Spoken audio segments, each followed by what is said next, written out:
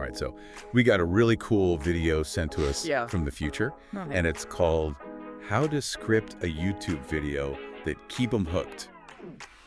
And I've seen that one. That one's really good. it is. It's good. It really got us thinking about how to approach scripting content, or just even like thinking about how to make things more engaging. So we thought, let's do a listen and learn. Welcome to the deep dive. We've got a source from a listener today. It's a YouTube video from Adam Earhart called 7 Effective Marketing Strategies for 2024. Ah, yes, Adam Earhart. He puts out some interesting stuff. He does. And the goal here, what the listener wants, is to really get the core principles. You know, how to think more strategically about marketing, not just tactics. Right, moving beyond just the surface level. And Earhart actually kicks things off tackling that big common frustration. Why isn't my marketing working? It's the question, isn't it? Everyone asks that at some point. Totally. And his first point is pretty direct. He suggests maybe it's not the quality that's off. What is it then? It's often just a lack of sheer volume and consistency. People just aren't doing enough of it often enough. That hits home. It's like you can't expect results from one gym visit, right? Yeah. You need to keep showing up. Exactly. And he frames marketing as like a core business function, just like accounting or HR or sales. Things you wouldn't just dip your toe into occasionally. Precisely. They need regular time, consistent energy, and investment. It's not a side hobby. You see it all the time though, don't you? Someone posts on TikTok twice, gets 5 views, and says, TikTok doesn't work for my business. Yeah, that exact tendency to bail too early, Earhart really calls that out. Okay, so if do more is part of the answer, how much more? This leads into his marketing sweet spot idea, right? With the bell curve. Yeah, the bell curve analogy, it's a really useful way to visualize this. Let's break that down. First part, the left side, the minimum effective dose, MED. MED, that's where you're putting in some effort, but honestly, it's just not enough to make any real ripple.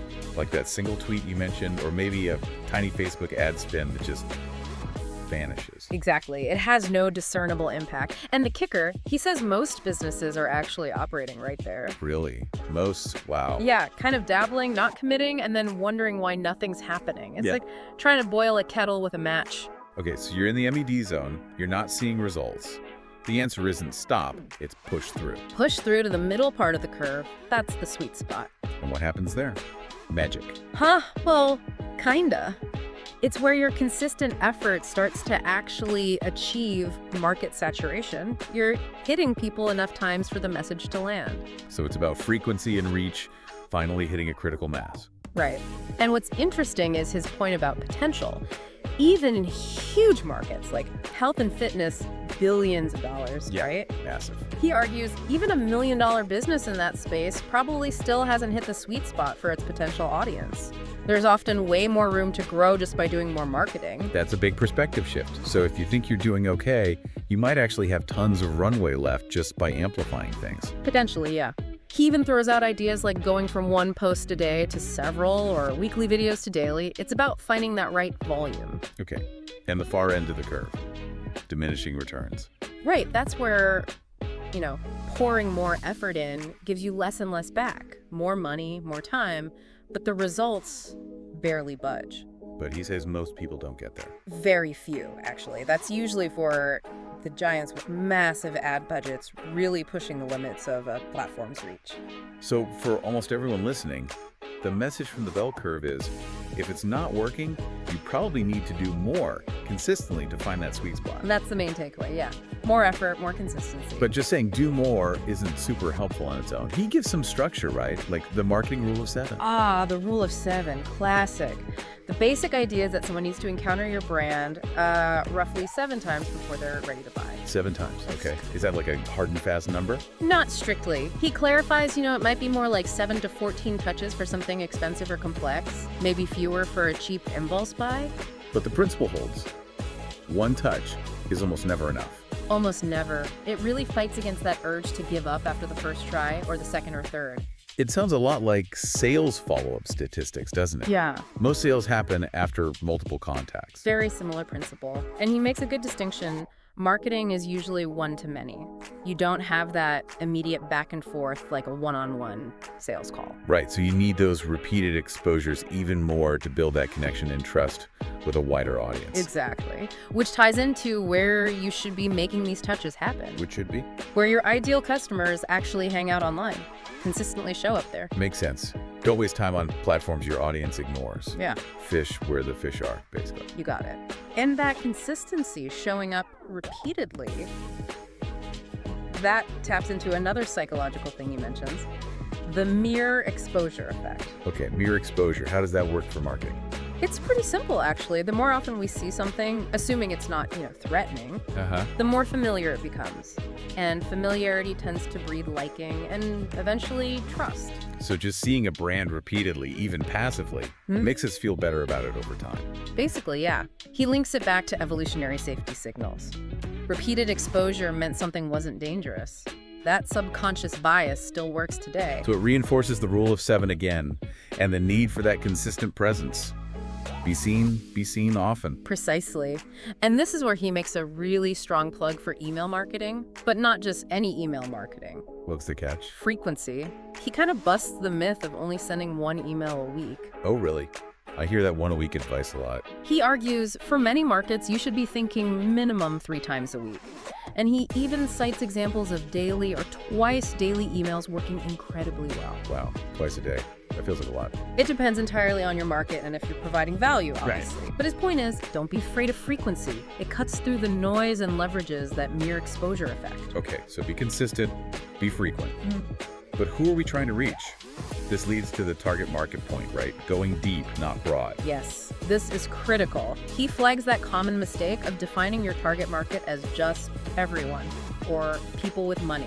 Yeah, that feels way too vague. It is, because if you try to talk to everyone, your message becomes so bland, so watered down. That it doesn't really connect with anyone. You become invisible. Exactly, you blend into the noise. He suggests starting by looking inward, what problems do you solve? Who do you naturally connect with? He mentioned something about age range too for personal brands. Yeah, often attracting people roughly plus or minus 10 years from your own age. It's about relatable experience. The goal is deeper connections with a smaller, well-defined group. Which brings us to the ideal customer avatar, the ICA. Right, the ICA. But he has a slightly more practical take on it, I think. How so? Less about making up fictional names and hobbies. Yeah, he kind of downplays the super specific fictional details. Instead, focus on the real commonalities of your best customers. What do they actually share? Okay, so what are the key things to identify for this ICA? He breaks it into 3 main buckets: demographics, age, gender, income, job title, that sort of thing. Standard stuff. Then geographic, where are they located? City, state, country. But the most crucial one, he stresses, is psychographics. Psychographics. That's the deeper stuff. That's the gold. Values, attitudes, interests, beliefs, maybe organizations they belong to, lifestyle choices. What makes them tick? Understanding this is key. And you might have more than one distinct type of ideal customer, right? Multiple ICAs. Absolutely, especially if you serve different groups with different needs. The key is then tailoring your message to each specific avatar's world. You can't use the same language for everyone if they have different problems. Exactly. Which leads perfectly into his next framework, miracles and miseries. Miracles and miseries. Sounds intriguing. What's the idea? It's about getting really clear on the emotional landscape of your ICA. Miracles are their wants, their dreams, desires, the ultimate positive end state they're aiming for. Okay, where they want to be. Right. And miseries are the flip side. Their fears, their frustrations, their pains, the problems they're struggling with right now that your business can help solve. So, current pain points versus desired future gains. Exactly. And it's not just listing all of them, it's about identifying the most important ones, the biggest pains, the most desired outcomes. Why is pinpointing those so important? Because, as he puts it, people buy when they feel understood.